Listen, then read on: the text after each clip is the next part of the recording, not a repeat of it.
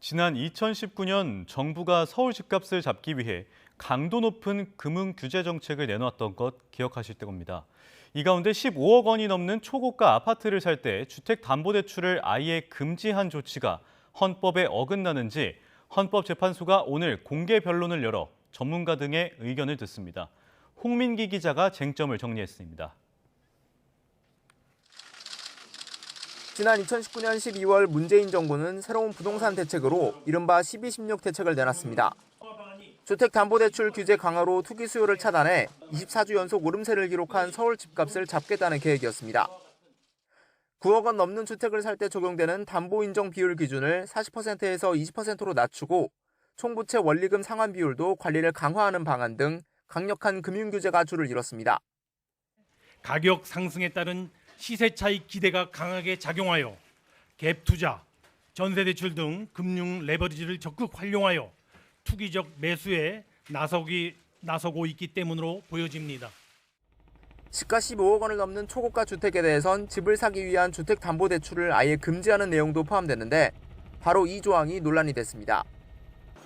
헌법 제37조에 따라 국민의 기본권을 제한할 때는 법적 근거에 따라야만 하지만 이를 무시한 조치라며 헌법 소원이 제기된 겁니다.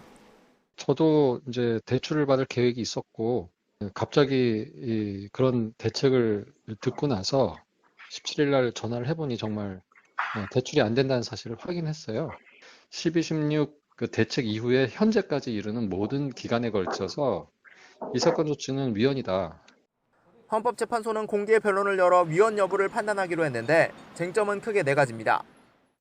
먼저 이 조항이 구속력이 없는 단순한 행정지도인지 혹은 정부가 권력을 동원한 일방적이고 강제적인 행위인지입니다.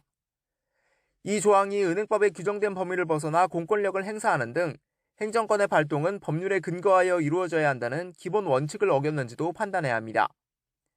목적의 정당성과 수단의 적절성 등 국민의 기본권을 제한할 때 갖춰야 할 요건을 모두 갖췄는지, 이 조치로 청구인이 실제로 기본권을 제한당했는지도 고려 대상입니다.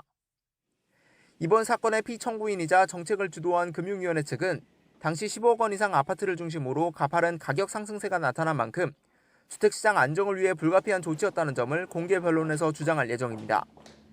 또 이는 단순한 지침에 불과해 따르지 않더라도 불이익이 없었고 은행법과 여신 전문 금융업법 등 관련 법도 모두 지켰다는 점도 강조할 것으로 보입니다.